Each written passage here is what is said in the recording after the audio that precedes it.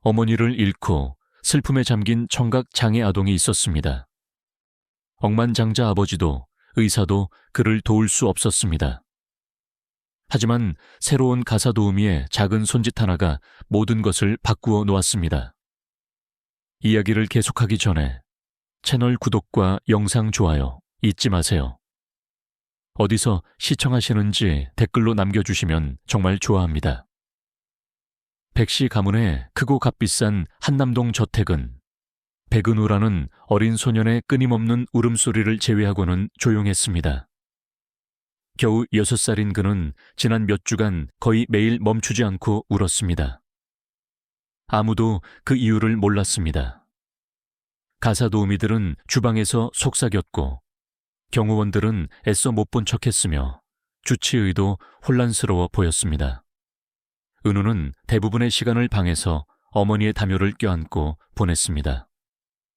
몇 달 전 어머니가 세상을 떠난 후 은우는 완전히 변했습니다.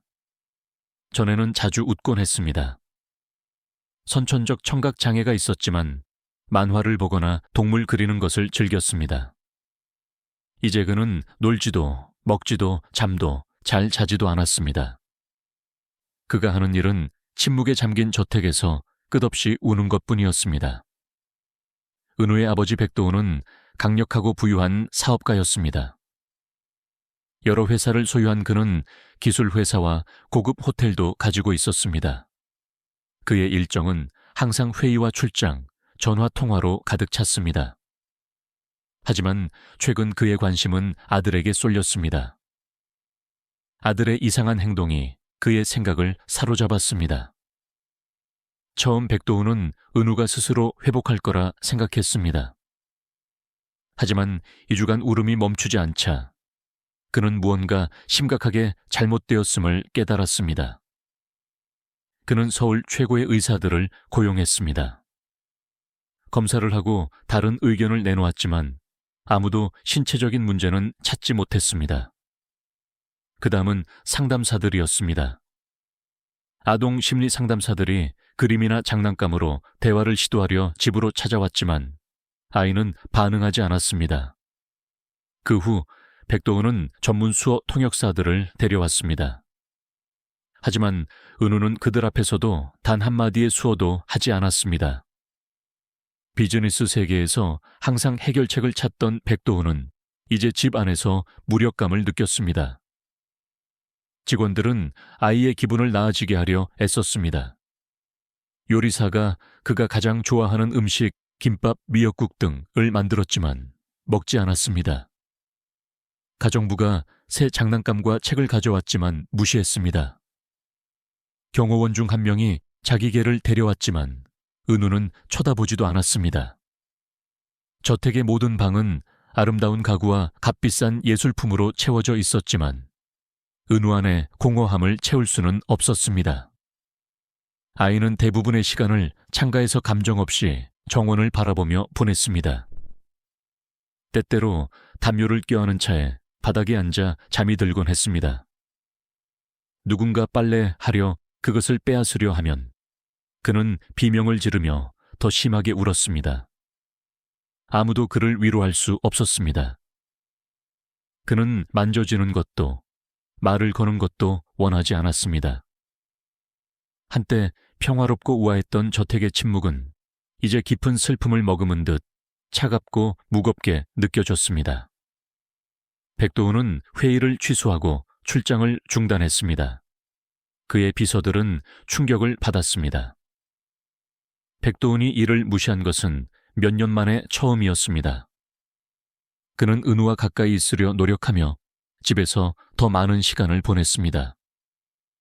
하지만 아들에게 돈으로 살 수 있는 모든 것을 주었던 백도훈조차도 그에게 다가갈 방법을 찾지 못했습니다. 그는 은우 옆에 앉아 간단한 수어를 시도하거나 어깨에 손을 얹기도 했지만 은우는 매번 물러났습니다. 백도훈은 어떻게 다뤄야 할지 모르는 고통을 느꼈습니다. 은우와 대화하고 위로하는 법을 알았던 것은 그의 아내 한수진이었습니다. 이제 그녀는 없었습니다. 아내의 죽음 이후 백도훈은 슬픔 한을 이겨내려 일에만 몰두했습니다. 하지만 이제 은우가 눈앞에서 무너져 내리는 것을 보며 그는 자신이 얼마나 틀렸는지 깨달았습니다. 그의 회사도 어려움을 겪고 있었습니다. 프로젝트가 지연되고 거래가 무산되었습니다. 하지만 아들의 침묵보다 더 중요한 것은 없었습니다. 몇 주가 지나자 백도훈은 더 이례적인 방법들을 시도했습니다. 유럽에서 전쟁 지역 청각장애 아동을 다룬 아동 행동 전문가를 데려왔습니다. 그녀는 3일간 은우를 관찰했습니다. 그녀의 결론은 간단했지만 듣기 힘들었습니다. 은우는 아픈 것이 아니라 슬픔에 잠겨 있었습니다. 그의 마음은 보호의 한 형태로 의사소통을 차단했습니다. 전문가는 아이들이 감정적 고통을 다른 방식으로 다룬다고 설명했습니다. 은우의 경우 어머니를 잃은 것이 그를 깊은 충격에 빠뜨렸습니다. 백도훈은 무너지지 않으려 애쓰며 들었습니다. 그는 어머니가 잠자리에서 수어로 이야기를 해줄 때 은우가 웃던 모습, 혹은 어머니의 품으로 달려가던 모습을 기억했습니다. 그 기억들은 이제 꿈처럼 느껴졌습니다. 백도훈은 어떤 전문가 팀이나 돈으로도 일어난 일을 되돌릴 수 없다는 것을 깨달았습니다. 은우에게 필요했던 것은 낯선 전문가가 아니라 시간과 사랑, 그리고 함께 있어주는 것, 정이었습니다. 그래서 백도훈은 몇 년 만에 처음으로 온전히 집에 머물렀습니다. 모든 변화와 노력에도 불구하고 은우는 여전히 반응하지 않았습니다. 눈물은 덜 흘렸지만 그의 침묵은 여전했습니다. 저택은 그 크기와 아름다움에도 불구하고 감옥처럼 느껴졌습니다. 모든 구석이 백도훈에게 아내와 함께했던 이전의 삶을 떠올리게 했습니다.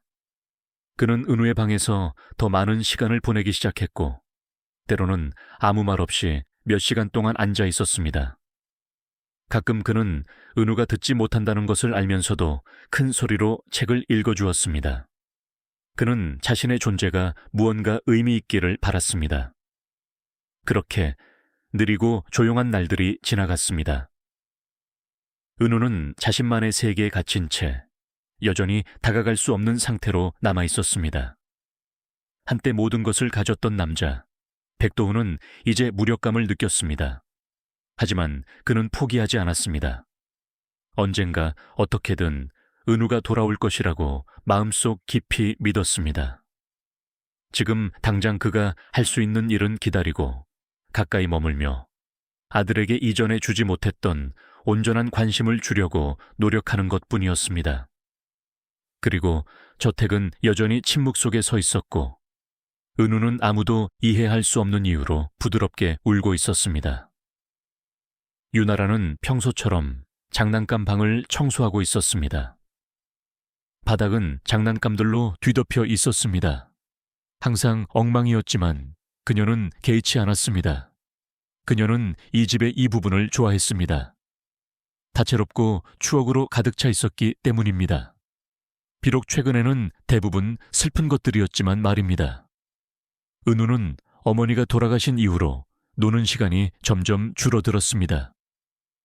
유나라가 청소용 청아 양동이를 들고 방을 돌아다닐 때 익숙한 울음소리가 들렸습니다.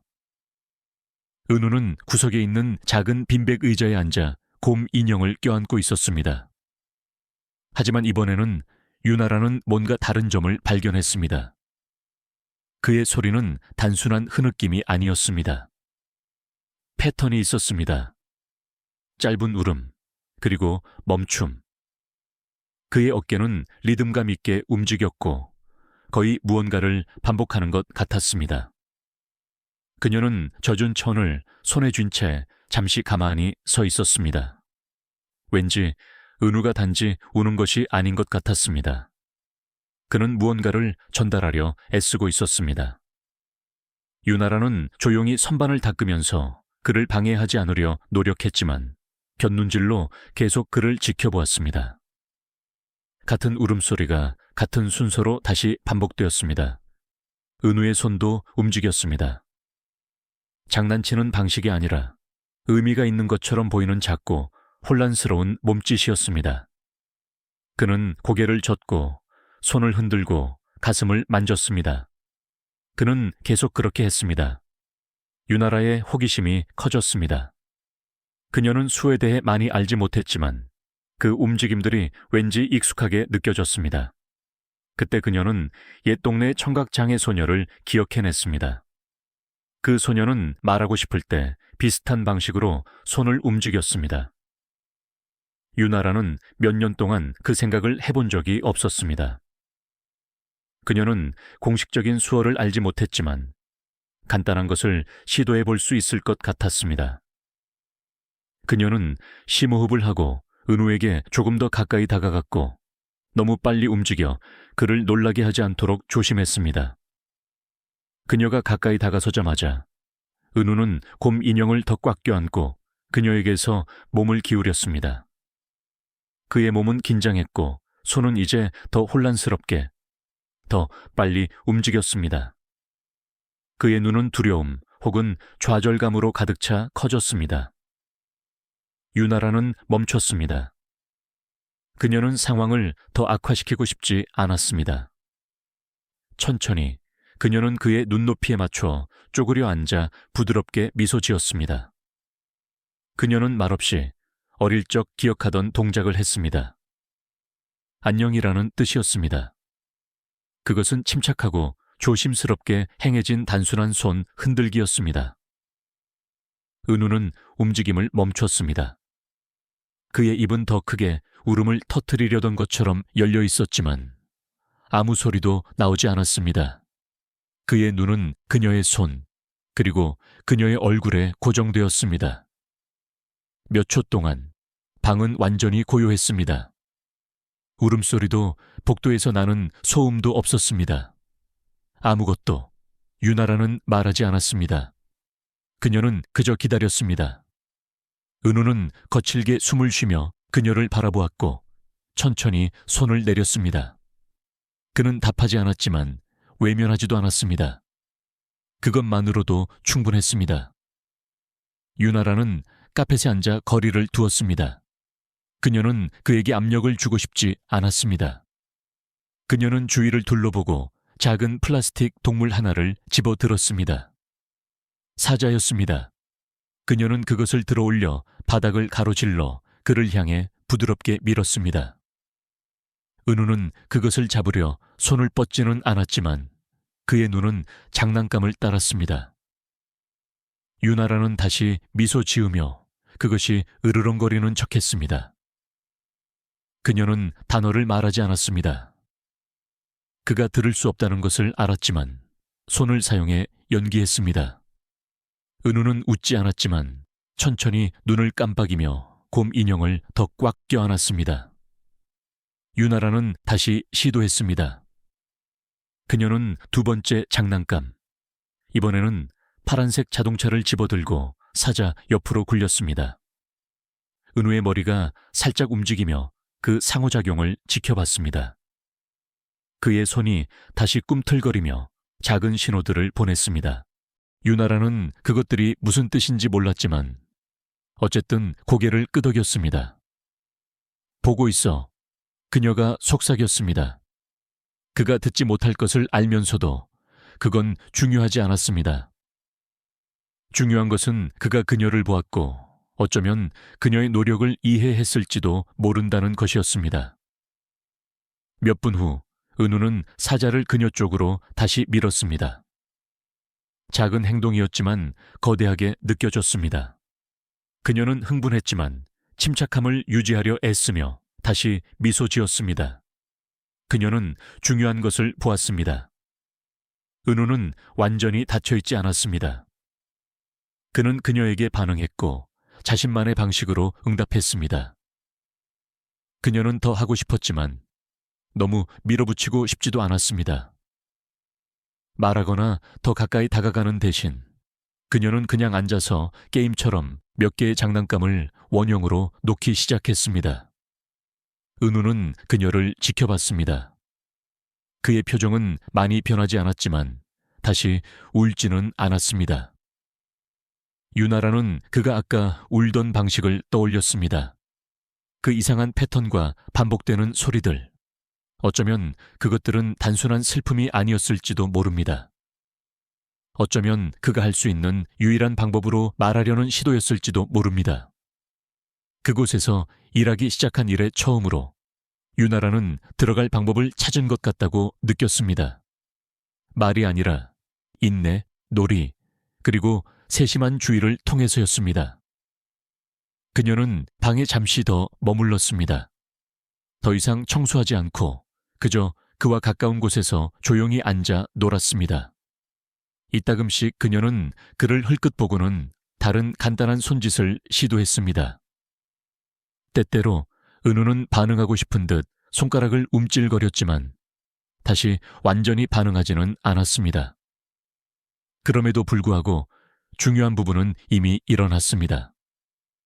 그가 울음을 멈춘 순간 그 패턴 속에 아주 작은 균열이 중요하게 느껴졌습니다. 그것은 무언가 새로운 것의 시작과 같았습니다.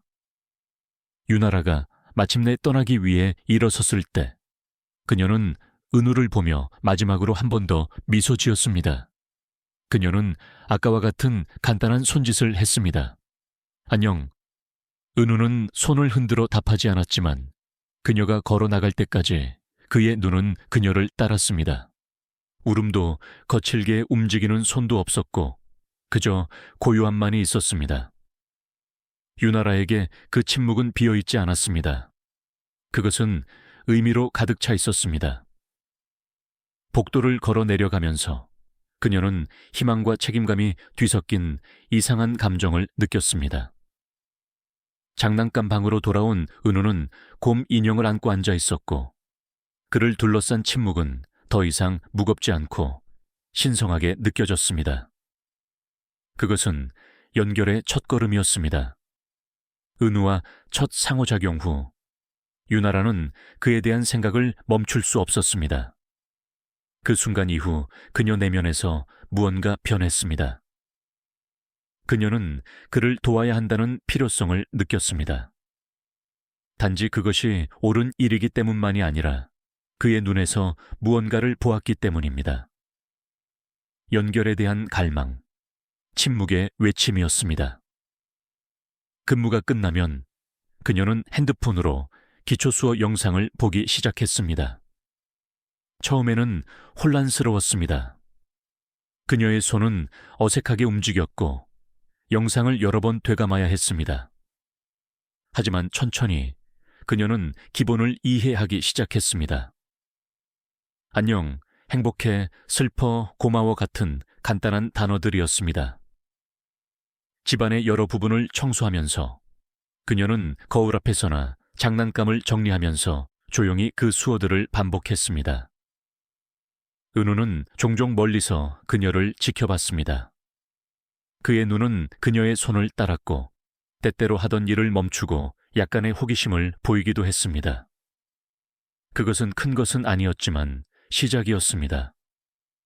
유나라는 그를 밀어붙이지 않았습니다. 그녀는 은우가 이끌도록 했습니다. 매일 그녀는 간단한 수어와 미소로 그에게 인사했습니다. 때때로 그는 외면했습니다. 다른 때에는 아무 말 없이 쳐다보았지만 그녀는 자신이 주변에 있을 때 그가 덜 운다는 것을 알아차렸습니다. 장난감 방은 그들의 일상적인 장소가 되었습니다. 유나라는 천천히 그곳을 청소하며 두 사람이 같은 공간에 있을 시간을 확보했습니다. 그녀는 먹다, 놀다, 자다 같은 수어를 사용하기 시작했고 항상 명확하고 침착하게 보여주었습니다. 어느 날 오후 유나라는 곰 인형과 함께 바닥에 앉아있는 은우를 보았습니다. 그녀는 몇 미터 떨어진 곳에 앉아 그를 조심스럽게 바라보았습니다. 그녀가 수어로 물었습니다. 슬퍼? 그녀는 대답을 기대하지 않았지만 예상치 못한 일이 일어났습니다. 은우가 천천히 손을 들었습니다. 손은 떨렸지만 패턴이 있었습니다. 유나라는 유심히 지켜봤습니다. 그의 손가락이 익숙해 보이는 방식으로 흔들렸습니다. 그러고 나서 그는 젖은 눈으로 그녀를 바라보며 그 동작을 잠시 더 유지했습니다. 처음에 유나라는 그가 무슨 뜻으로 말하는지 확신할 수 없었습니다. 그 수어를 정확히 알아보지는 못했지만 그때 그녀는 온라인에서 보았던 수업 중 하나를 기억해냈습니다. 그녀는 마음속으로 그것을 재생했습니다. 어머니라는 뜻의 수어였습니다. 그녀의 눈이 약간 커졌습니다. 그녀가 은우를 다시 보았을 때 그의 손은 여전히 부드럽게 움직이고 있었습니다. 그는 말로 하고 있지는 않았지만 매우 분명한 무언가를 말하고 있었습니다. 유나라는 천천히 고개를 끄덕이고 수어로 답했습니다. 어머니. 은우는 눈을 깜박이고 방 건너편을 가리켰습니다. 구석 근처에 퍼즐과 책으로 가득 찬 나무 책장이 있었습니다. 그는 두 번째 선반을 가리켰습니다. 유나라는 조심스럽게 다가가 책 두 권 사이에 엎어져 있는 작은 사진 액자를 보았습니다. 그녀는 그것을 부드럽게 집어들어 뒤집었습니다. 안에는 따뜻하게 미소 짓고 있는 한 여자의 사진이 있었습니다. 그녀의 손은 소통의 순간에 멈춘 채 수어 동작을 하고 있었습니다. 유나라는 은우를 보았다가 다시 사진을 보았습니다. 그녀가 누구인지 이해하는 데는 오랜 시간이 걸리지 않았습니다. 그 여자는 은우의 어머니 한수진이었습니다. 유나라는 사진 액자를 손에 들고 다시 은우 옆에 앉았습니다. 그녀는 그에게 그것을 부드럽게 보여주었고 강요하지 않고 그저 바라보게 했습니다. 그의 눈은 사진에 고정되었습니다. 이번에는 울지 않았지만 입술을 굳게 다물었습니다. 유나라는 그가 깊은 감정을 느끼고 있음을 알 수 있었습니다. 그녀는 한마디도 하지 않았습니다. 그녀는 그저 그의 앞에 사진을 놓고 다시 어머니라고 수어했습니다. 은우는 아주 천천히 고개를 끄덕였습니다. 그러고 나서 그도 작고 떨리는 움직임으로 그것을 수어했습니다. 유나라는 그때서야 진짜 문제를 깨달았습니다. 은우는 어머니가 없어져서 슬펐던 것이 아니라 어머니가 자신에게 어떻게 말했는지 잊어버릴까봐 두려워하고 있었습니다. 그 몸짓, 그 표정, 그것들이 그에게는 어머니의 기억이었습니다. 그것들이 없으면 그녀는 그의 마음속에서 서서히 사라질 것이었습니다. 울음, 침묵, 좌절감, 이제 모든 것이 이해가 되었습니다. 그는 단지 상실감 때문에 아파했던 것이 아니었습니다. 그는 어머니와 연결되어 있다고 느낄 수 있는 마지막 방법을 잃어가고 있었던 것입니다. 그 진실은 유나라를 강하게 때렸고 그녀는 눈물을 삼켰습니다. 그날 이후 유나라는 더욱 집중했습니다. 그녀는 매일 밤 새로운 수어를 배우며 시간을 보냈습니다. 그녀는 플래시 카드를 만들고 필기를 하고 집 화장실 거울 앞에서 연습했습니다. 일하는 동안 그녀는 단 몇 분이라도 은우와 함께 앉아있을 시간을 냈습니다. 천천히 그들의 의사소통이 늘어났습니다. 어느 날 그녀가 친구라고 수어하자 은우는 고개를 끄덕였습니다. 다른 날 그녀가 보고 싶다고 수어하자 그의 눈에는 눈물이 고였습니다. 때때로 그는 작은 것들을 수어로 답했습니다. 때때로 그는 그저 곰 인형을 안고 침착한 얼굴로 그녀를 바라보곤 했습니다. 말은 많지 않았지만 그들 사이에 강한 신뢰, 정가 형성되고 있었습니다. 유나라는 또한 장난감방의 물건들에 작은 수어와 그림으로 라벨을 붙이기 시작했습니다. 공, 자동차, 책. 은우는 그것들을 가리키기 시작했습니다. 때로는 묻지 않아도 수어를 했습니다. 그것은 빠르지 않았고 어떤 날은 여전히 침묵을 지켰지만 그는 노력하고 있었습니다. 유나라는 단지 수어만 가르치는 것이 아니었습니다. 그녀는 은우가 어머니에게서 유일하게 남은 부분을 붙잡을 수 있도록 돕고 있었습니다. 어느 날 오후 유나라가 은우 옆에서 슬퍼라고 수어하자 그는 울지 않았습니다. 그는 얼어붙지 않았습니다. 대신 그는 그녀를 바라보았고 그의 손은 떨렸지만 확신에 차 움직였습니다. 그는 엄마라고 수어했습니다. 그러고 나서 그는 선반을 가리켰습니다. 유나라는 고개를 끄덕이고 사진을 집어들었습니다. 그녀는 그것을 그들 사이에 부드럽게 놓았습니다. 은우는 그것을 향해 손을 뻗어 유리를 가볍게 만지고 아주 살짝 미소 지었습니다. 그 작은 미소는 말보다 강력했습니다. 유나라가 그에게서 본 첫 미소였습니다.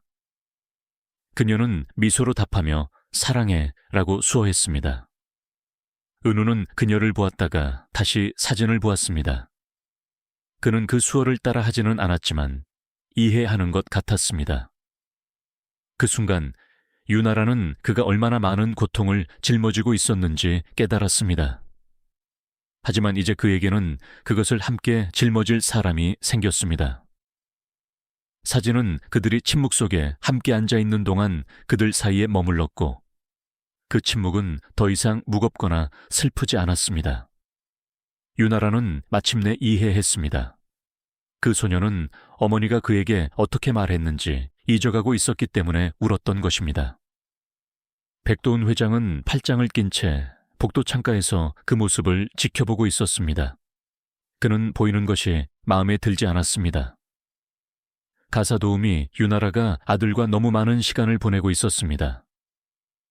그녀는 상담사도 의사도 전문적인 배경을 가진 사람도 아니었습니다. 그녀는 그저 청소하는 사람, 가정부였습니다. 그의 의견으로는 이 상황은 너무 지나쳤습니다. 그는 그녀가 은우의 회복에 관여하는 것이 잘못되었다고 믿었습니다. 체면. 결국 그는 최고의 전문가들에게 돈을 지불했습니다.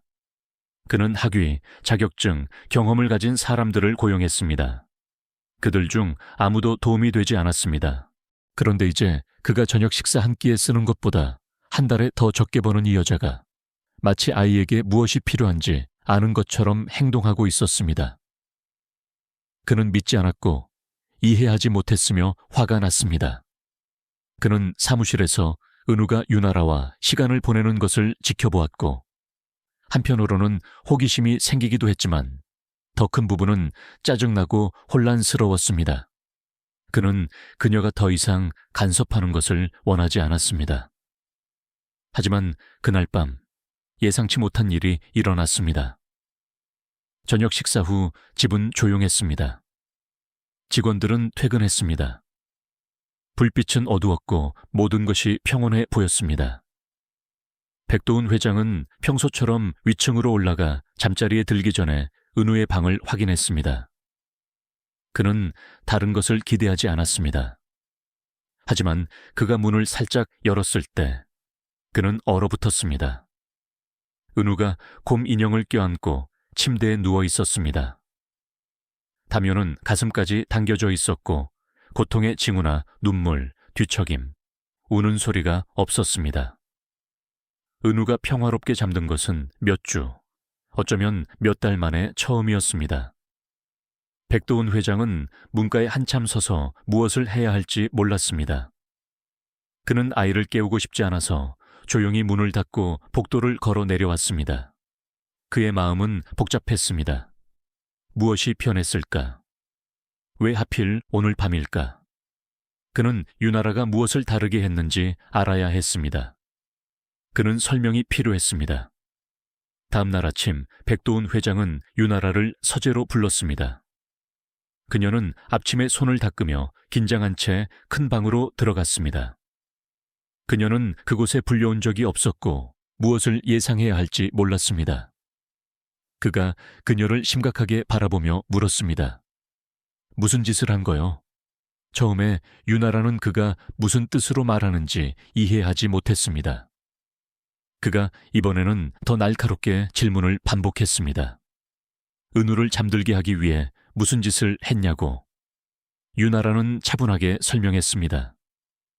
그녀는 마법 같은 것은 아무것도 하지 않았다고 말했습니다. 그녀는 단지 은우와 시간을 보냈을 뿐이라고 했습니다. 그녀는 수어를 몇 개 배운 것, 아이가 이끌도록 놔둔 것, 눈과 마음으로 귀 기울인 것에 대해 말했습니다. 백도훈 회장은 납득하지 못하는 표정이었습니다. 그는 그녀의 말을 끊고 말했습니다. 그건 치료가 아니지 않소. 그녀는 고개를 끄덕였지만 그를 잠시 멈추게 하는 말을 덧붙였습니다. 때때로 아이들은 치료가 아니라 연결정이 필요합니다. 은우는 마음의 언어를 말하는 사람이 필요해요. 백도훈 회장은 의자의 등을 기댔습니다. 그는 즉시 대답하지 않았습니다. 그는 그런 말에 어떻게 반응해야 할지 몰랐습니다. 그는 재빨리 고개를 끄덕여 그녀의 말을 무시하고 가도 좋다고 말했습니다. 유나라는 자신이 옳은 말을 했는지 확신이 서지 않은 채 서재를 나섰습니다. 이제 혼자 남은 백도훈 회장은 여전히 이해하지 못한 채 창밖을 응시했습니다. 마음의 언어, 그 말이 그의 머릿속에서 반복되었습니다. 그게 도대체 무슨 뜻일까? 그는 그런 종류의 말을 믿어본 적이 없었습니다. 그의 세계에서는 모든 것에 가격이 있었습니다. 문제에는 해결책이 있었습니다. 돈이 모든 것을 해결했습니다. 그것이 그가 제국을 건설한 방식이었습니다. 그것이 그가 아내를 잃은 후 살아남은 방식이었습니다. 그는 자신의 감정, 아들의 문제, 집안의 필요를 처리하기 위해 사람들에게 돈을 지불했습니다. 이제 누군가가 그 모든 것이 작동하지 않았다고 하기도 없는 가사 도우미 여자가 전문가들보다 그의 아들을 위해 더 많은 일을 했다고 말하고 있었습니다. 말이 되지 않았습니다. 하지만 그날 늦게 그가 장난감 방을 지나가다 은우가 진심으로 미소 짓는 것을 보았을 때 그의 내면에서 무언가가 멈췄습니다. 은우는 장난감 사자를 들고 유나라를 똑바로 바라보고 있었습니다. 그 순간은 그에게 큰 충격을 주었습니다. 그가 장례식 이후 은우의 얼굴에서 본 첫 진짜 미소였습니다. 크지는 않았지만 진짜였습니다. 그의 눈은 더 밝아졌고 어깨는 더 편안해 보였습니다. 그는 다시 아이처럼 보였습니다. 백도훈 회장은 문께 서서 조용히 지켜봤습니다. 그들 둘 다 그를 보지 못했습니다. 유나라는 간단한 수어를 하고 있었고 은우는 그녀의 손을 유심히 보고 있었습니다. 그는 이제 그녀를 따라하며 그녀가 하는 것을 반복하려고 노력하고 있었습니다. 그들의 상호작용에는 조용한 리듬이 있었습니다. 말은 없었고 단지 손동작과 작은 표정들 뿐이었습니다. 백도훈 회장은 그것을 하나도 이해하지 못했지만 그럴 필요가 없었습니다. 그는 의미 있는 일이 일어나고 있음을 알 수 있었습니다. 아들이 조금씩 삶으로 돌아오고 있었습니다. 돈이나 치료 때문이 아니었습니다. 누군가가 그에게 관심, 인내, 그리고 시간을 주었기 때문이었습니다. 오랜만에 처음으로 백도훈 회장은 자신의 내면에서 무언가 깨지는 것을 느꼈습니다. 그는 무력감을 느꼈지만 이상하게도 희망을 느꼈습니다. 그날 밤 그는 잠을 이룰 수 없었습니다. 그는 방에 머물며 침대 가장자리에 앉아 생각에 잠겼습니다. 그는 아내가 은우에게 수어할 때 그가 어떻게 무시했는지를 기억했습니다. 그는 배우기에는 너무 바쁘다고 항상 말했습니다. 그는 그런 일들을 처리하는 것이 그녀의 일이라고 생각했습니다. 이제 그녀는 떠났고 그는 자신의 아들에게 다가가는 방법을 전혀 몰랐습니다. 그는 유나라가 했던 모든 말을 생각했습니다. 그는 이전에 그녀의 말을 비웃었지만 이제는 그것들이 이치에 맞았습니다. 그의 돈은 전문가, 약 편안함을 샀지만 이해나 연결은 사지 못했습니다. 그는 이제 자신이 듣는 법을 몰랐다는 것을 깨달았습니다. 귀로만이 아니라 관심으로, 보살핌으로 듣는 법을 말입니다. 그것은 돈으로 살 수 없는 것이었습니다. 집안이 조용해지자 백도훈 회장은 조용한 결심을 했습니다. 그는 소리내어 말하지 않았지만 마음속으로 느꼈습니다. 그는 배워야 했습니다. 하룻밤 사이는 아닐지라도 그리고 완벽하지는 않을지라도 그는 시도해야 했습니다. 은우를 위해서. 왜냐하면 처음으로 모든 것을 가졌던 그 남자는 자신이 진정으로 듣는 법을 존중, 모른다는 것을 깨달았기 때문입니다. 다음날 아침 은우는 다르게 행동했습니다. 유나라가 장난감 방에 들어선 순간부터 그는 계속 복도 쪽을 가리켰습니다. 처음에 그녀는 그가 밖에 나가 놀고 싶어 하거나 부엌에 가고 싶어 한다고 생각했지만 그는 손짓으로 매우 분명하게 표현했습니다. 그는 그냥 아무데나 가리키는 것이 아니었습니다. 그는 무언가를 말하려 하고 있었습니다. 그녀는 그가 복도를 지나 계단을 통과해 백도훈 회장의 사무실 닫힌 문으로 향할 때 그를 따라갔습니다. 은우는 그 앞에 서서 나무 문을 부드럽게 두드린 다음 그녀를 올려다보았습니다. 그녀가 쪼그려 앉아 물었습니다.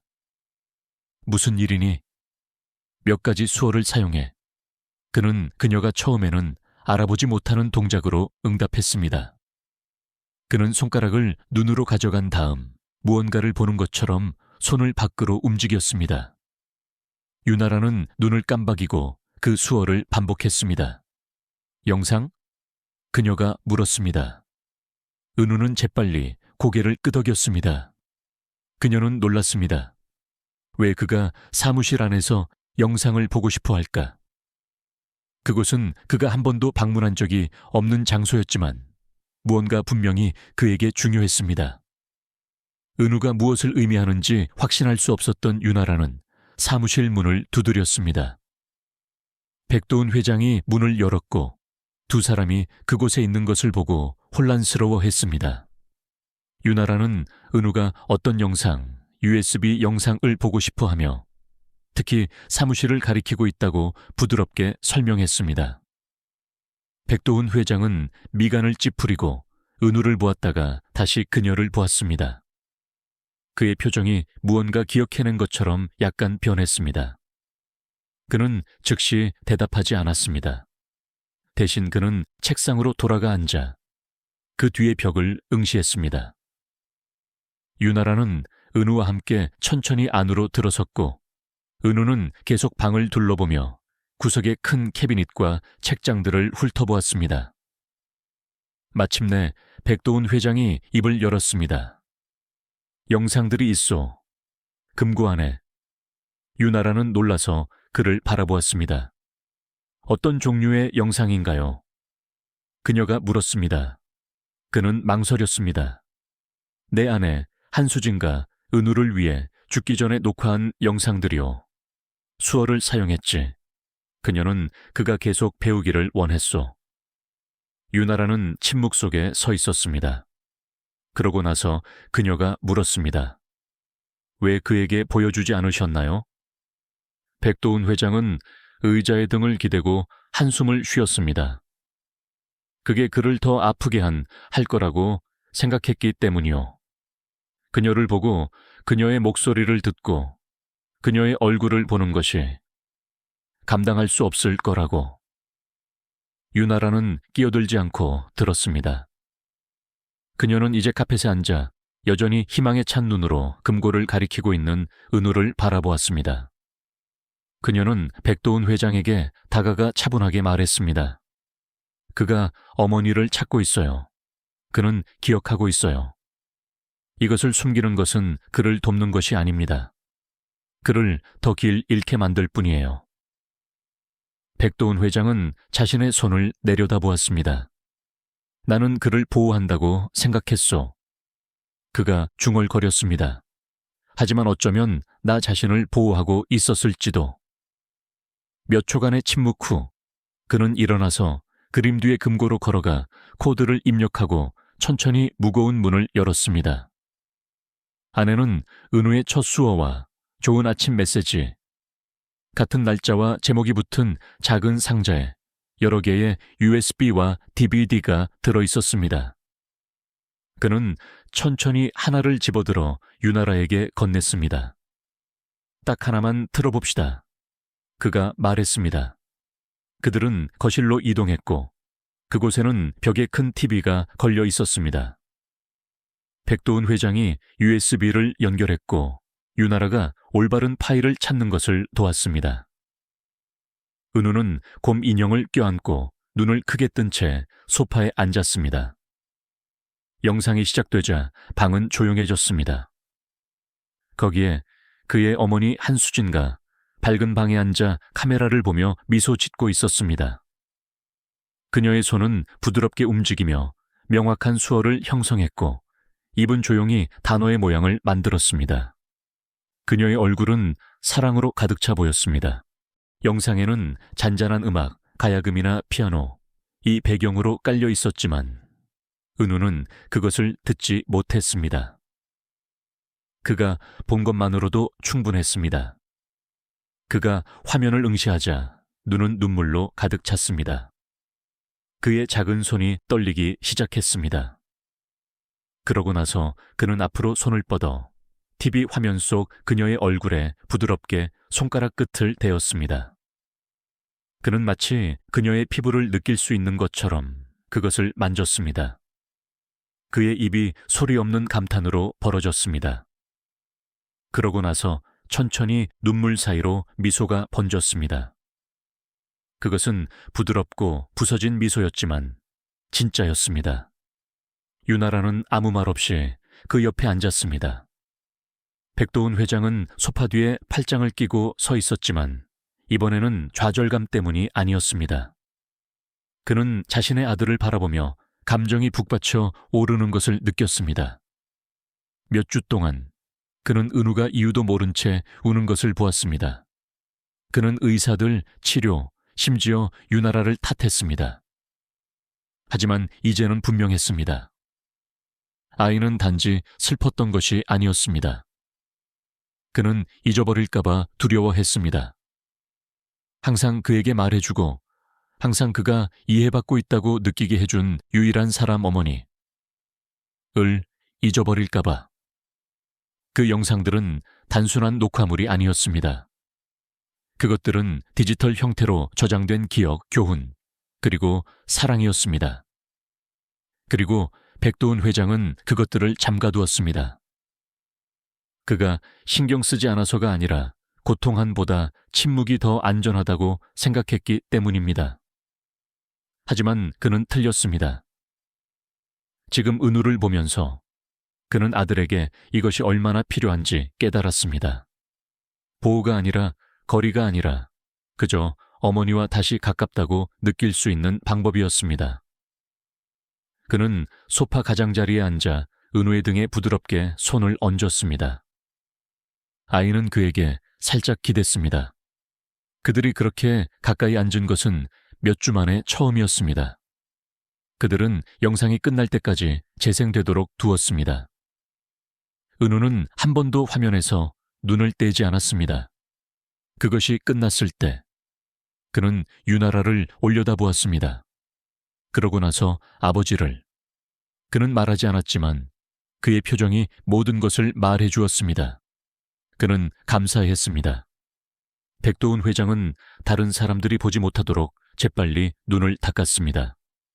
그는 유나라를 바라보며 고개를 끄덕였고 그것은 고맙다는 존중, 조용한 방식의 표현이었습니다. 그 순간은 그에게 모든 것을 바꾸어 놓았습니다. 그동안 그는 누군가를 상처로부터 보호하기 위해서는 사랑이 숨겨져야 한다고 믿었습니다. 하지만 사랑은 비록 고통스러운 사랑 한 일지라도 결코 적이 아니었습니다. 진짜 위험은 그것을 지우려 하는 것이었습니다. 그가 그 영상들을 잠가둔 것은 잘못이었습니다. 슬픔은 침묵해야 한다고 생각했던 것도 잘못이었습니다. 은우는 기억해야 했습니다. 그는 보고 느끼고 붙잡아야 했습니다. 그날 백도훈 회장은 이전에 몰랐던 것을 이해했습니다. 사랑을 숨기는 것은 아무도 보호하지 못합니다. 그것은 더 많은 거리를 만들 뿐입니다. 그리고 마침내 그는 가장 중요한 것을 숨겼던 것이 내내 진짜 실수였음을 분명히 깨달았습니다. 유나라는 며칠 동안 몸이 이상하다고 느꼈습니다. 어지럽거나 피곤함을 느끼거나 이유 없이 식욕을 잃는 것 등이었습니다. 처음에 그녀는 너무 많이 일해서 생긴 단순한 피로라고 생각했습니다. 그녀는 불평하고 싶지 않았습니다. 특히 이제 은우가 마침내 다시 행복해졌으니까요. 아이는 울음을 그쳤습니다. 그는 더 많이 웃고 더 많이 놀았고 그녀가 가는 곳마다 따라다녔습니다. 그는 그녀가 청소할 때 근처에 앉아 있거나 치워달라고 장난감을 건네주거나 관심이 필요할 때 그녀의 소매를 잡아당기곤 했습니다. 그는 단 몇 분이라도 그녀에게서 멀리 떨어져 있는 것을 좋아하지 않았습니다. 유나라는 그가 자신을 얼마나 신뢰하는지 정 느낄 수 있었고 그것이 그녀가 자신의 고통을 무시하게 만들었습니다. 머리가 핑 돌거나 시야가 흐려질 때마다 그녀는 괜찮다고 스스로에게 말했습니다. 그녀는 백도훈 회장이 걱정하거나 그녀가 자기 일을 감당하지 못한다고 생각하게 하고 싶지 않았습니다. 그래서 그녀는 계속 미소 지으며 은우 곁에 머물렀습니다. 은우의 변화는 집안의 모든 사람에게 분명했습니다. 한때 끝없이 울던 소녀는 이제 조용히 웃었고 그 어느 때보다 더 많이 소통하기 위해 손을 사용했습니다. 그는 유나라에게 자신의 그림을 보여주었고 수어를 도와달라고 요청했으며 심지어 그녀에게 새로운 수어를 가르쳐 주기도 했습니다. 그가 어머니에게서 기억해낸 것들이었습니다. 한때 무겁고 침묵했던 저택은 이제 다시 살아있는 듯 느껴졌습니다. 백도훈 회장도 그것을 알아차렸습니다. 그는 종종 문께 서서 그들을 함께 지켜보았습니다. 그는 유나라의 인내와 친절이 어떻게 자기 아들을 다시 삶으로 데려왔는지 보았습니다. 그 차이는 무시할 수 없었습니다. 은우는 그녀를 완전히 신뢰했고 어떤 면에서는 그도 마찬가지였습니다. 백도훈 회장도 그녀의 존재에 의존하기 시작했습니다. 그녀의 조용한 에너지가 없으면 집안이 예전 같지 않았습니다. 그는 스스로에게 그녀는 단지 직원 가사도우미 일뿐이라고 말했지만 마음속 깊은 곳에서는 그것이 그 이상임을 알고 있었습니다. 유나라는 집의 심장이 되었고 그가 스스로 만들지 못했던 아버지와 아들 사이의 연결고리 가족가 되었습니다. 그럼에도 불구하고 유나라의 건강은 계속 나빠졌습니다.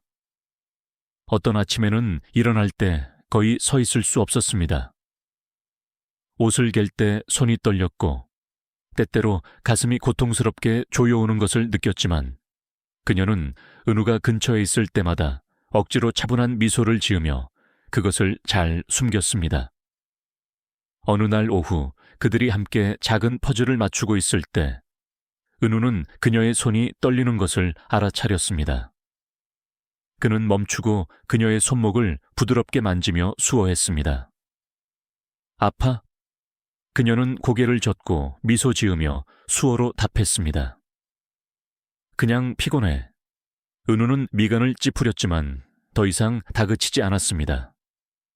하지만 백도훈 회장도 눈치채기 시작했습니다. 그는 그녀가 아무도 보지 않는다고 생각할 때 가끔 벽에 기대는 것을 보았습니다. 그는 그녀가 너무 빨리 일어설 때 얼굴에서 핏기가 가시는 것을 보았습니다. 그는 묻고 싶었지만 그녀는 항상 바빠 보였고 항상 같은 변명으로 얼버무렸습니다. 괜찮아요. 하지만 그녀의 눈빛은 그녀가 괜찮지 않다고 말하고 있었습니다. 그는 곧 그녀와 이야기해야겠다고 결심했지만 그 곧은 예상보다 빨리 왔습니다. 그날 저녁 유나라가 사무실 근처 복도를 청소할 때 모든 일이 한꺼번에 일어났습니다. 그녀가 선반의 먼지를 털기 위해 손을 뻗었을 때 갑자기 다리에 힘이 풀렸습니다. 날카로운 고통이 가슴을 관통했고 순간 시야가 까맣게 변했습니다. 그녀는 균형을 잃고 쓰러졌습니다. 양동이가 바닥에 부딪히는 소리가 복도에 울려 퍼졌습니다. 백도훈 회장이 사무실에서 뛰쳐나와 그녀가 바닥에 부딪히기 직전에 붙잡았습니다. 유나라 씨, 그가 그녀를 부축하며 외쳤습니다. 그녀의 얼굴은 창백했고 호흡은 불규칙했습니다. 그녀는 말을 하려 했지만 할 수 없었습니다. 그는 즉시 도움을 요청하며 플리츠쿠에 운전기사에게 차 시동을 걸라고 소리쳤습니다. 은우가 두려움에 얼어붙은 차에 복도 끝에 나타났습니다. 그의 눈은 커졌고 작은 손이 떨리기 시작했습니다. 유나라는 그를 향해 힘없이 손을 뻗으며 속삭였습니다. 괜찮아. 그리고는 완전히 의식을 잃었습니다. 몇 분 만에 그들은 병원으로 향하고 있었습니다. 대기실은 끝없이 느껴졌습니다. 백도훈 회장은 가만히 앉아있지 못하고 앞뒤로 서성였습니다. 은우는 곰 인형을 꽉 껴안은 채 그의 옆에 조용히 앉아 있었습니다. 몇 시간이 흐른 후 마침내 의사가 심각한 표정으로 나왔습니다. 백도훈 회장은 위가 가라앉는 것을 느끼며 다가갔습니다. 의사는 부드럽지만 분명하게 말했습니다. 암입니다. 말기입니다. 몇 초 동안 그는 그것이 무슨 뜻인지 처리하지 못했습니다. 그러고 나서 의사는 유나라가 치료 없이 몇 달 동안 아팠으며 병이 이미 퍼졌다고 설명했습니다. 백도훈 회장은 죄책감에 휩싸였습니다. 어떻게 그가 눈치채지 못했을까? 그녀는 자신의 몸이 무너져 내리는 동안 그의 아들을 돌보고 그들의 집을 돌보고 있었습니다. 그는 이마를 문지르며 무겁게 주저앉았습니다. 은우는 그들의 표정에 혼란스러워하며 어른들 사이를 번갈아 쳐다보았습니다. 그는 말을 들을 수는 없었지만 그들의 얼굴에 어린 슬픔을 볼 수 있었습니다. 그는 아버지의 소매를 잡아당기며 재빨리 수어했습니다. 뭐가 잘못됐어요? 백도훈 회장은 대답할 수 없었습니다. 유나라가 나중에 깨어났을 때 그녀는 병원 침대에 누워 있었고 약했지만 의식은 있었습니다. 백도훈 회장은 부드럽지만 후회로 가득 찬 표정으로 그녀 곁에 앉았습니다. 은우는 그 옆 의자에 올라가 그녀의 손을 부드럽게 잡았고 아이의 눈에는 눈물이 가득했습니다. 그는 설명해 줄 사람이 필요 없었습니다. 그는 무언가 잘못되었다는 것을 느낄 수 있었습니다. 그를 둘러싼 분위기는 무거웠습니다. 간호사들은 조용히 움직였고 아버지의 얼굴은 달라 보였고 무너져 내렸고 걱정스러워 보였습니다. 은우는 아버지를 바라보며 필사적으로 수어했습니다. 그녀를 가게 하지 마세요. 그는 손을 빠르게 움직이며 반복했습니다. 그녀를 가게 하지 마세요, 아빠. 백도훈 회장은 눈물이 차오르는 것을 느끼며 고개를 돌렸습니다. 그는 은우에게 손을 뻗어 가까이 끌어당겼습니다. 유나라는 비록 눈이 피곤했지만 미소 지으려 애썼습니다. 지금 당장 아무 데도 가지 않아. 그녀가 부드럽게 속삭였습니다. 하지만 방 안의 모든 사람은 상황이 영원히 변했다는 것을 알았습니다. 처음으로 그들은 돈 원화으로 숨기거나 고칠 수 없는 새로운 종류의 고통에 직면했습니다. 그것은 새로운 싸움의 시작이었습니다. 진단을 받은 후 백도훈 회장은 즉시 결정을 내렸습니다. 그는 유나라를 돕기 위해 가능한 모든 것을 할 것이었습니다. 그는 그날 밤 개인 비서에게 전화해서 명확한 지시를 내렸습니다. 최고의 병원을 찾으시오. 최고 암 전문가들에게 연락하시오. 그리고 비용 몇억 원이 들더라도는 묻지 마시오. 다음 날 아침 그녀는 서울의 다른 사립병원으로 이송되었습니다. 몇 시간 내에 전문가팀이 그녀의 사례를 검토했습니다. 백도훈 회장은 하루 종일 전화를 붙들고 예약을 잡고 의료 기록을 전송하고 실험적인 치료법을 마련했습니다. 일부 약물은 국내 한국에서 구할 수조차 없었지만 그는 며칠 내로 도착하게 만들었습니다. 모든 대기실이 시험처럼 느껴졌습니다. 그는 의사들이 들어왔다 나가며 각기 다른 의견과 최신 정보를 전하는 동안 그녀 옆에 앉아 있었습니다. 그는 강인함을 유지하려 노력했지만 두려움은 계속 커졌습니다. 처음으로 돈은 그에게 통제권을 주지 못했습니다. 그는 시간과 싸우고 있었고 시간은 살 수 없었습니다.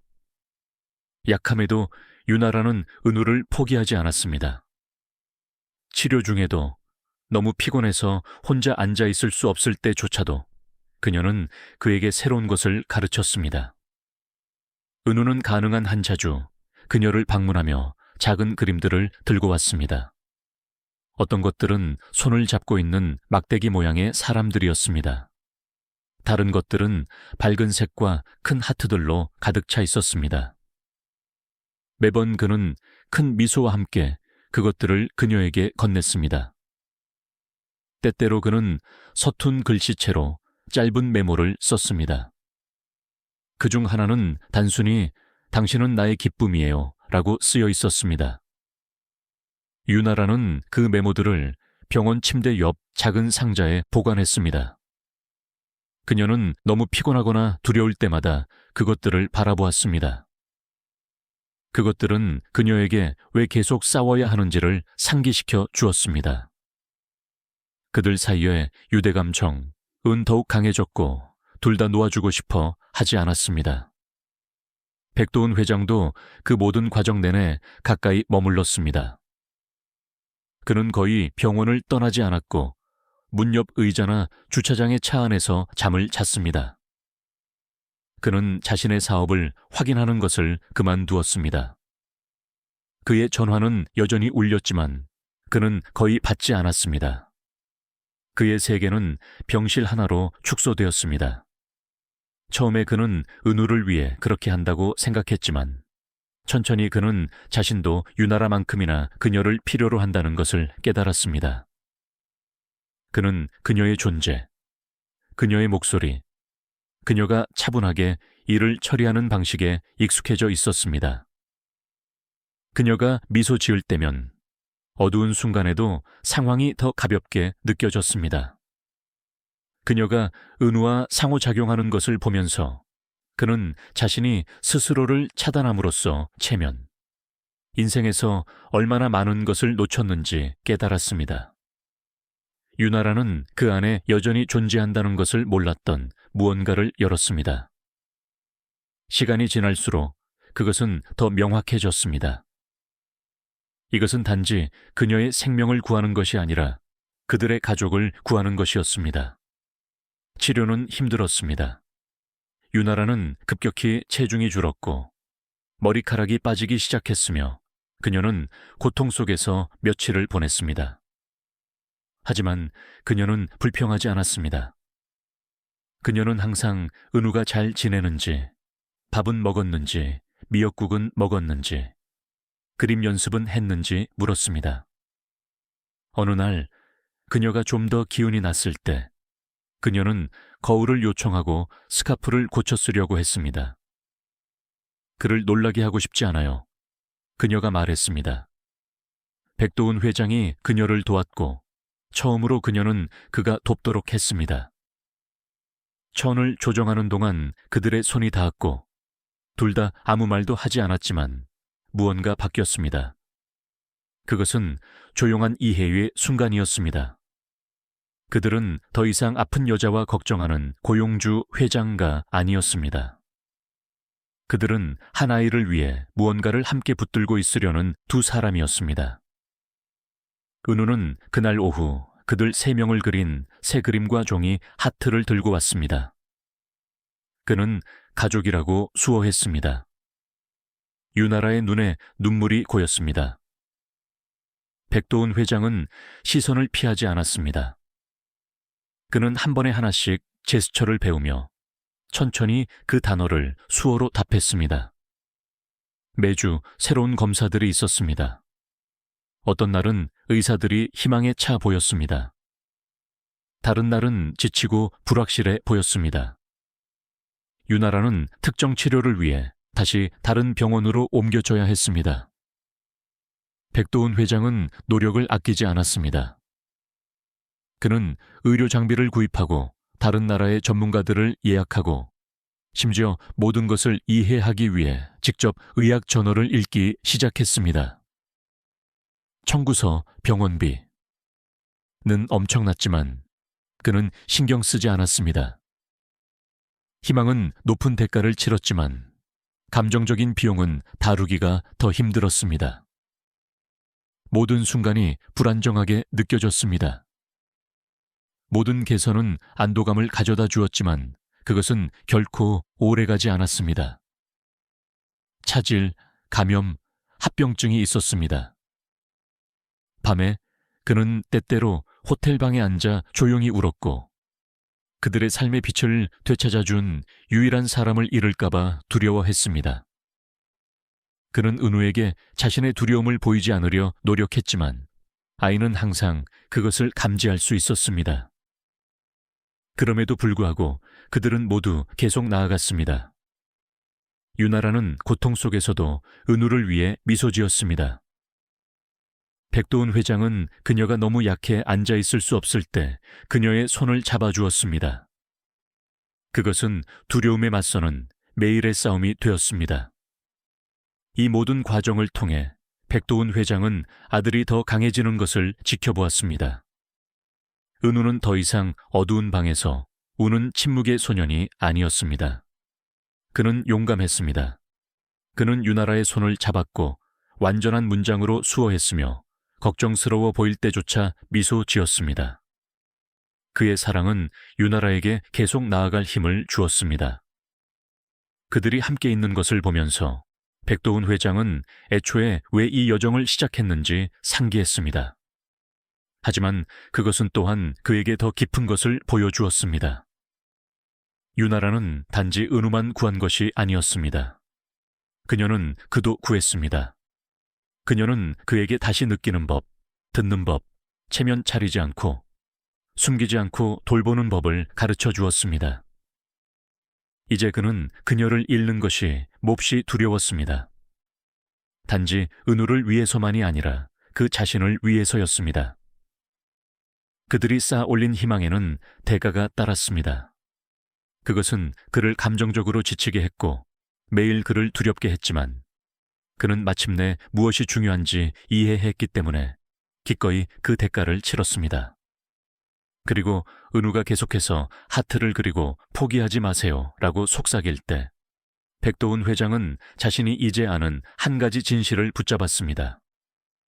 희망은 비쌌지만 수억 원, 사랑정은 값을 매길 수 없었습니다. 하루하루는 병원, 약, 그리고 조용한 기도의 일상이었습니다. 매일 아침은 검사 결과로 시작되었고 이어진 치료는 유나라를 더 약하게 만들었습니다. 의사들은 낮은 목소리로 말했고 간호사들은 그녀의 침대 주위에서 조심스럽게 움직였습니다. 하지만 모든 고통과 피로에도 불구하고 유나라는 강인함을 유지했습니다. 누군가 기분이 어떠냐고 물을 때마다 그녀는 지친 미소로 대답했습니다. 손을 움직일 수 있는 한 나는 여전히 그와 이야기할 수 있어요. 그녀는 은우를 의미했습니다. 아무리 아파도 그녀는 항상 그를 찾았습니다. 그녀의 몸은 지쳤지만 그녀의 마음은 여전히 사랑정으로 가득 차 있었습니다. 매일 은우는 새로운 그림들, 집, 나무, 손을 잡고 있는 막대기 모양의 사람들, 항상 큰 빨간 하트가 있는 그림들을 가지고 그녀를 방문했습니다. 그는 보고 싶어요, 사랑해요, 또는 당신은 강해요. 같은 메시지를 수어했습니다. 유나라의 눈은 매번 빛났습니다. 그 방문들은 그녀에게 힘을 주었습니다. 그녀는 그 순간들을 위해 살았습니다. 어떤 치료도 은우의 미소만큼 효과가 좋지는 않았습니다. 그것이 그녀가 계속 싸우는 이유였습니다. 은우는 아직 매우 어렸지만 또래의 대부분 아이들보다 더 많은 것을 이해했습니다. 그는 유나라가 나아지고 있지 않다는 것을 느낄 수 있었습니다. 병원 냄새, 튜브들, 그녀의 창백한 얼굴. 그는 그 모든 것을 알아차렸지만 그녀 앞에서는 절대 울지 않았습니다. 그는 그녀처럼 강해지고 싶었습니다. 매일 방문하기 전에 그는 무언가 새로운 것을 그리곤 했습니다. 때때로 그것은 그들 세 사람, 유나라, 백도훈 회장, 그리고 자기 자신이 함께 있는 그림이었습니다. 때때로 그것은 단지 하단에 그의 이름이 수어로 사인된 큰 하트였습니다. 그는 병실로 걸어 들어가 그녀를 부드럽게 안고 침대 옆에 앉곤 했습니다.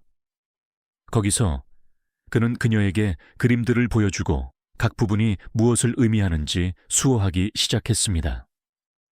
유나라는 고통 속에서도 고개를 끄덕이고 미소 지으며 유심히 지켜보았습니다. 그녀는 손이 천천히 움직일지라도 항상 응답했습니다. 그들에게 그것은 단순한 의사소통이 아니었습니다. 그것은 연결정이었습니다. 말은 더 이상 필요하지 않았습니다. 각 몸짓은 사랑을 날랐습니다. 각 그림은 희망의 메시지가 되었습니다. 백도훈 회장도 항상 거기에 있었습니다. 처음에 그는 마치 자신의 사업체처럼 일을 관리하려 했고, 전화를 걸고 전문가들을 조직하고 의사들에게 해결책을 밀어붙였습니다. 하지만 시간이 지남에 따라 그는 이것을 돈으로 고칠 수 없다는 것을 깨달았습니다. 생명과는 어떤 거래도 할 수 없었습니다. 그래서 그는 변했습니다. 그는 유나라 및 은우와 매 순간을 보냈습니다. 그는 모든 회의를 취소했고 회사를 다른 사람들의 손에 맡겼으며 병실로 이사했습니다. 그는 의자나 소파에서 잠을 잤고 결코 그녀 곁에서 멀리 떨어지지 않았습니다.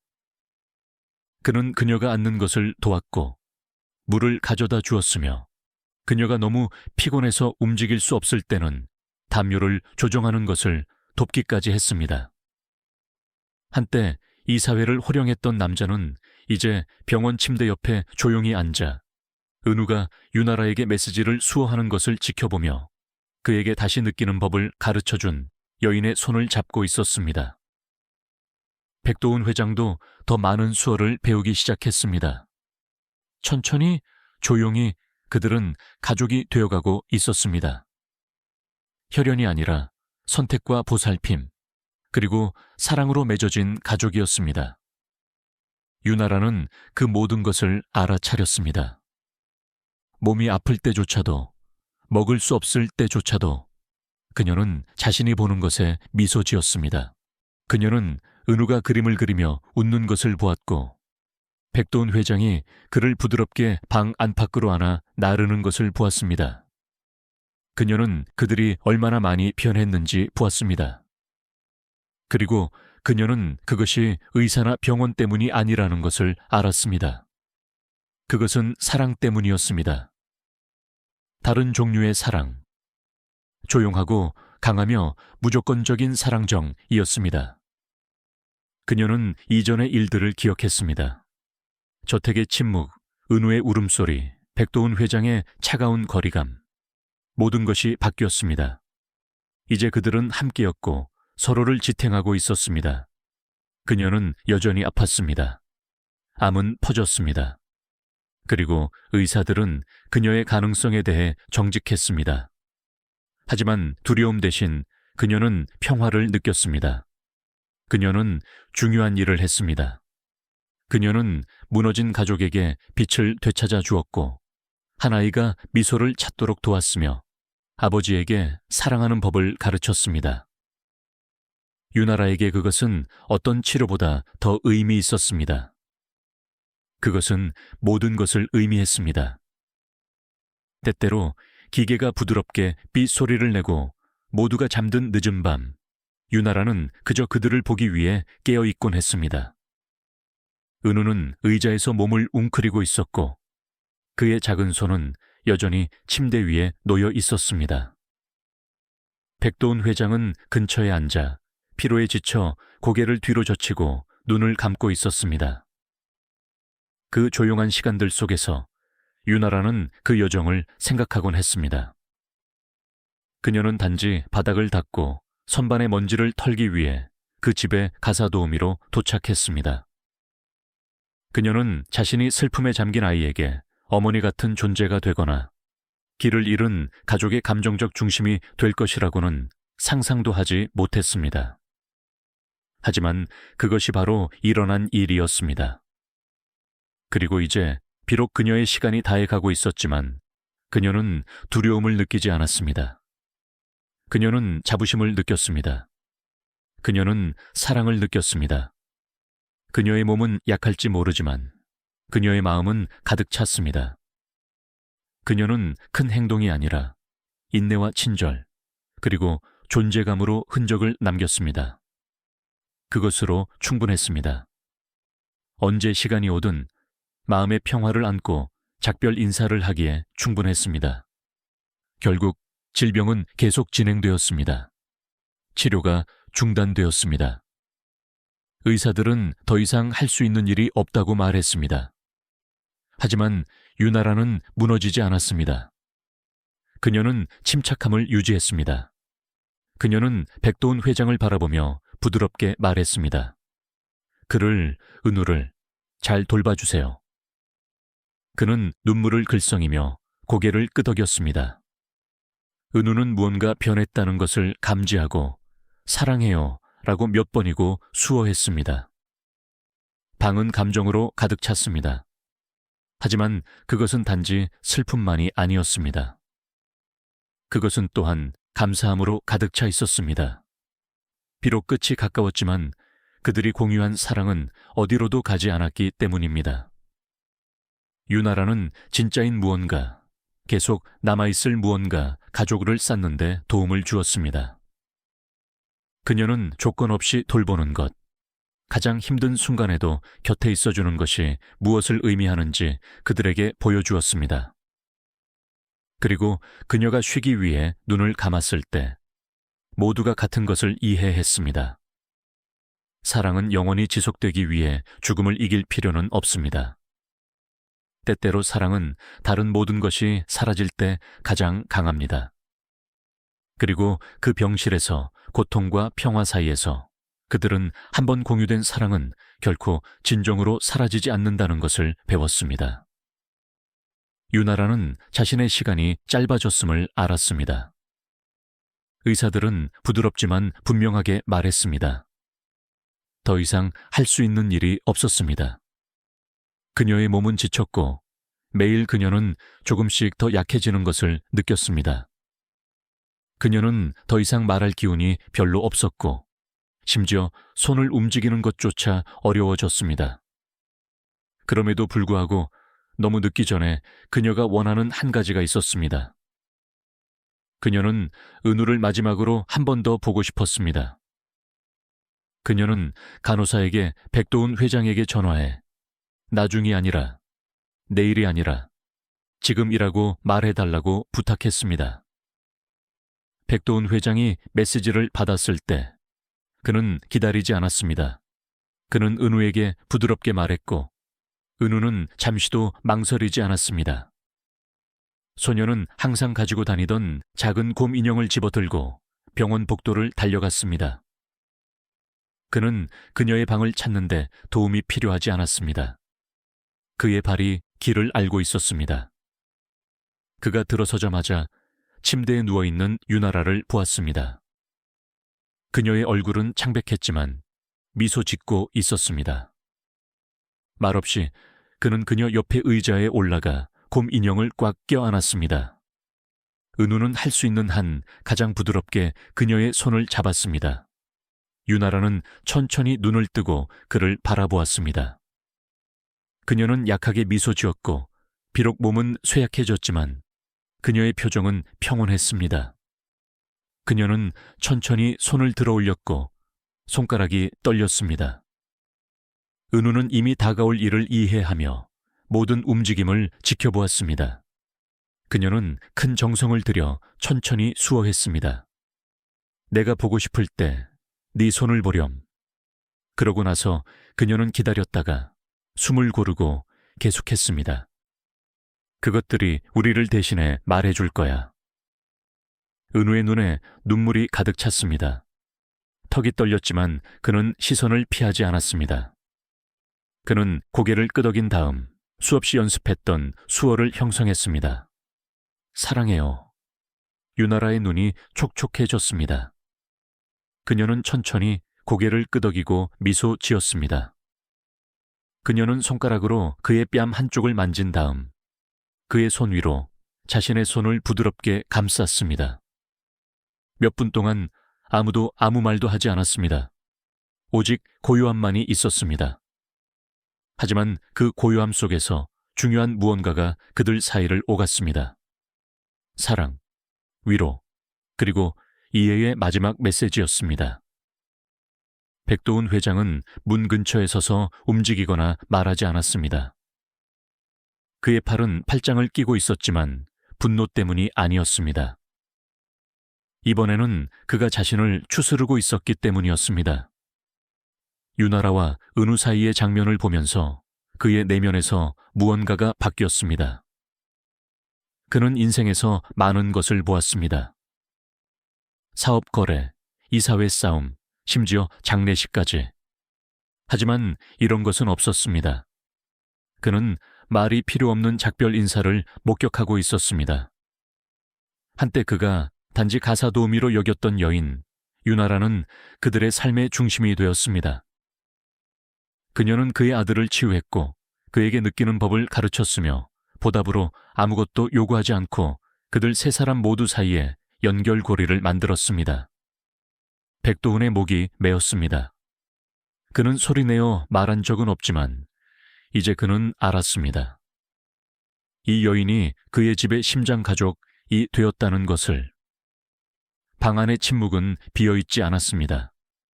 그것은 그녀가 그들에게 준 모든 것으로 가득 차 있었습니다. 그리고 은우가 그녀 옆에서 부드럽게 울 때 백도훈 회장도 자신의 얼굴에 눈물이 흐르는 것을 느꼈습니다. 그 후 시간은 천천히 흘렀습니다. 간호사들이 조용히 드나들었습니다. 기계들은 부드러운 리듬으로 삐소리를 냈습니다. 은우는 떠나고 싶지 않아 유나라 곁에 머물렀습니다. 그는 침대에 기댄 채 작은 손을 그녀의 손 위에 얹고 곰 인형을 가슴에 꼭 안았습니다. 백도훈 회장은 구석에 앉아 생각에 잠긴 채 바닥을 응시했습니다. 아무도 말을 많이 하지 않았습니다. 그럴 필요가 없었습니다.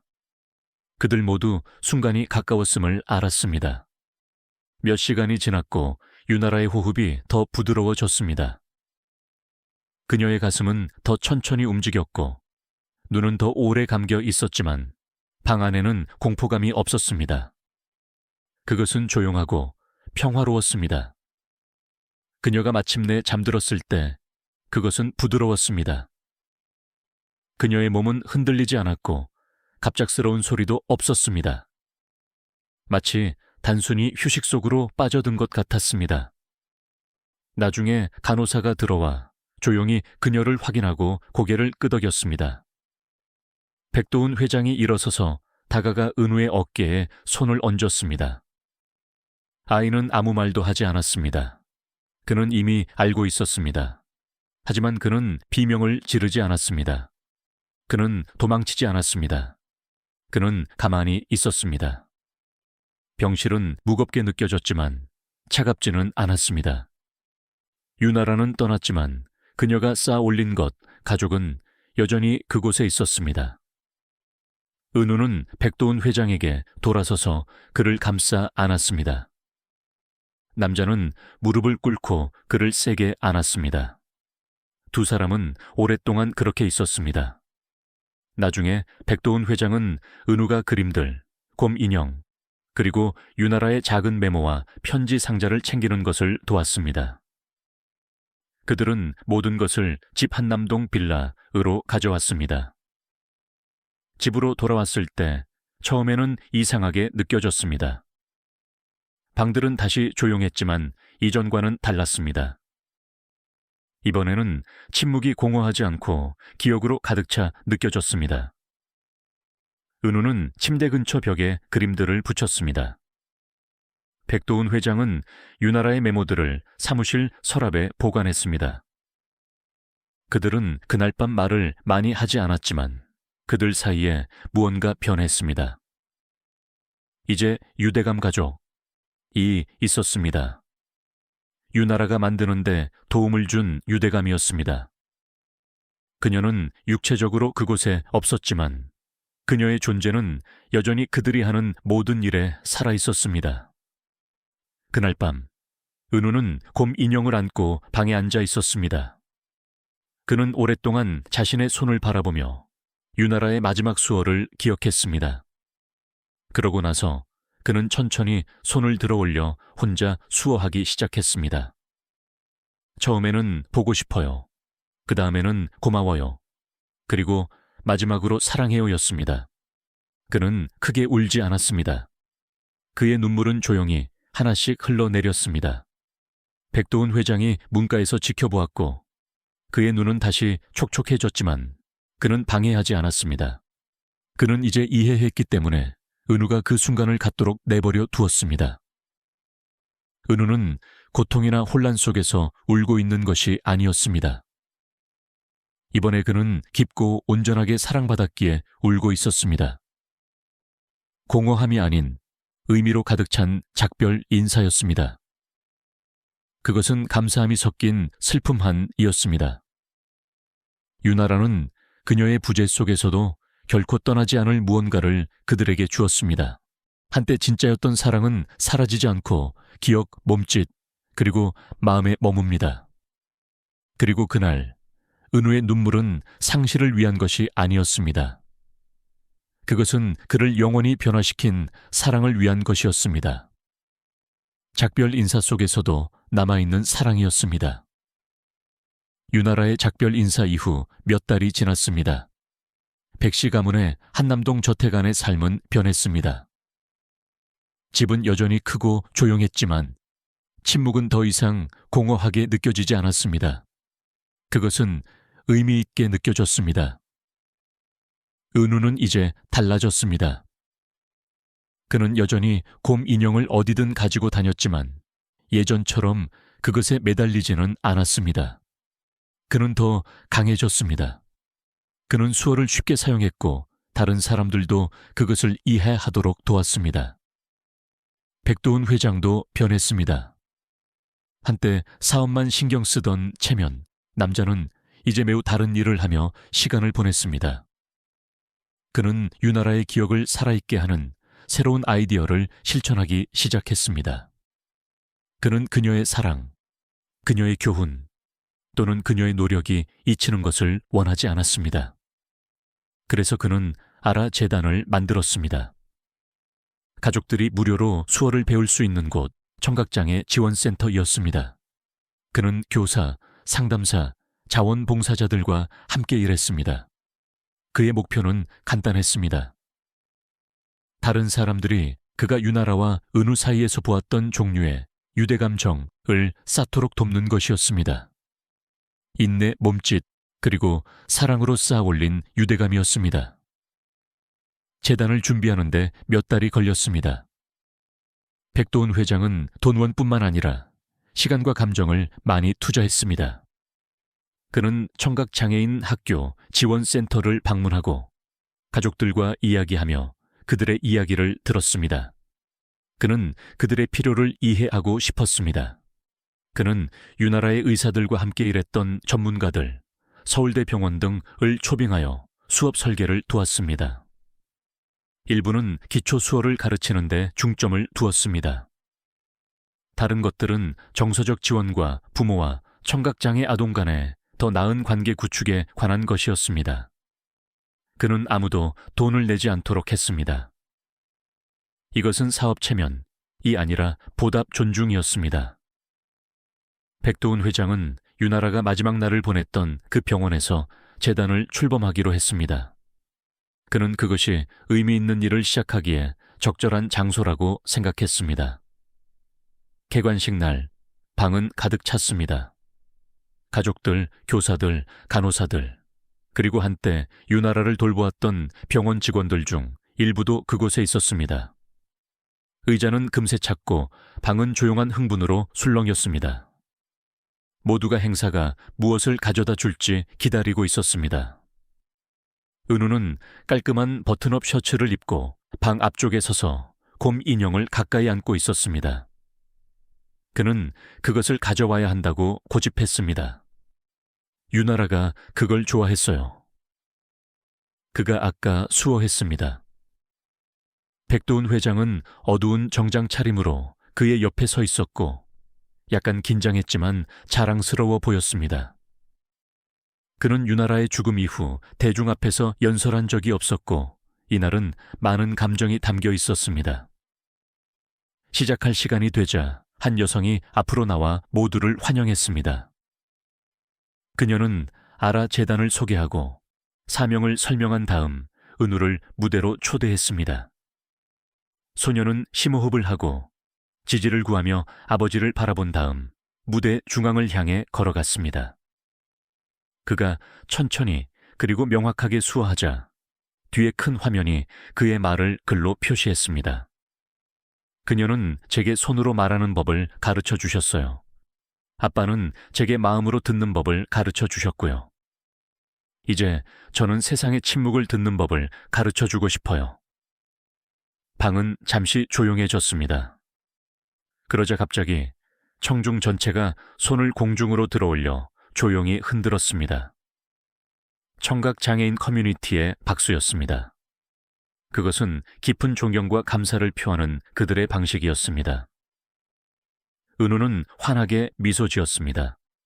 그는 사람들이 이해했다는 것을 알기 위해 박수 소리를 들을 필요가 없었습니다. 방 안의 사랑, 정은 분명했습니다. 백도훈 회장은 평정을 유지하려 했지만 눈은 눈물로 가득 찼습니다. 그는 누군가 알아채기 전에 눈물을 닦으며 살짝 고개를 돌렸습니다. 하지만 은우가 보았습니다. 그는 아버지에게 다가가 그의 손을 잡고 수어했습니다. 그녀가 기뻐할 거예요. 백도훈 회장은 너무 감정이 벅차서 대답 대신 고개를 끄덕였습니다. 행사는 유나라가 수어를 가르치는 영상, 그녀가 만들었던 오래된 녹화물, 그리고 그녀를 만났던 사람들의 증언으로 계속되었습니다. 많은 손님이 감동하여 눈물을 흘렸습니다. 일부 부모들은 식이 끝난 후 줄을 서서 은우와 백도훈 회장에게 감사 인사를 했습니다. 그들은 재단이 그들에게 희망을 주었다고 말했습니다. 다른 이들은 마침내 자녀들과 연결될 방법을 찾았다고 말했습니다. 다음 몇 주 동안 아라 재단에 대한 소식이 퍼져나갔습니다. 기사가 작성되었습니다. 은우의 연설 영상이 온라인 네이버 TV나 카카오뷰 등에 공유되었습니다. 다른 도시의 사람들이 어떻게 참여하거나 도울 수 있는지 묻는 전화를 걸어왔습니다. 수업은 금방 찼습니다. 그리고 더 많은 자원봉사자가 등록했습니다. 재단은 단순한 건물 이상이 되어 하나의 운동이 되었습니다. 한때 감정을 피했던 남자 백도훈 회장은 이제 가족들의 편지에 답장하고 행사를 조직하는 것을 도우며 하루를 보냈습니다. 그는 심지어 스스로 수어 수업을 듣기 시작했습니다. 그가 그래야만 해서가 아니라 은우와 더 가까워지고 가족, 유나라의 기억을 기리고 존중 싶었기 때문입니다. 밤에 집이 조용할 때 그는 종종 은우와 함께 유나라가 수어하는 오래된 영상들을 복원했습니다. 그들은 매번 울지 않았습니다. 때로는 그저 침묵 속에서 미소 지으며 바라보았습니다. 그녀를 잃은 고통하는 사라지지 않았지만 더 강한 무언가 가족과 남아 있었습니다. 비록 유나라가 더 이상 육체적으로 그들과 함께 있지 않았지만 그녀는 모든 곳에 있었습니다. 그녀는 재단에서 가르쳐지는 모든 수업에 첫 수어를 배우는 모든 아이 안에 있었습니다. 그녀는 마침내 자기 아이가 몇 년 동안 말하려 했던 것을 이해하게 된 모든 부모 안에 있었습니다. 그녀의 목소리는 비록 조용했지만 그 어느 때보다 더 컸습니다. 백도훈 회장은 이제 그것을 분명히 보았습니다. 그리고 그가 은우가 자신이 영감을 준 사람들에게 둘러싸여 자랑스럽게 서 있는 것을 보았을 때 그는 유나라가 했던 그 어떤 것도 진정으로 사라지지 않았다는 것을 깨달았습니다. 청중은 손을 높이 들어 마지막 조용한 박수를 보냈습니다. 은우는 여전히 곰 인형을 안고 아버지를 바라보며 미소 지었습니다. 백도훈 회장은 그의 어깨에 손을 얹고 속삭였습니다. 그녀가 여기 있어. 그리고 그는 진심이었습니다. 왜냐하면 소리 없이도 움직임 없이도 그리고 말 없이도 유나라는 여전히 말하고 있었기 때문입니다. 모든 몸짓, 모든 미소, 그리고 모든 기억을 통해 그녀의 사랑은 끝나지 않고 형태를 바꾸어 남아 있었습니다. 마침내 이야기의 끝에 도달했습니다. 여기까지 와주셔서 정말 기쁩니다. 시청해 주셔서 대단히 감사합니다. 어떻게 생각하셨는지, 가장 좋았거나 나빴던 부분은 무엇인지 댓글로 남겨주세요. 구독 잊지 마세요. 다음 시간까지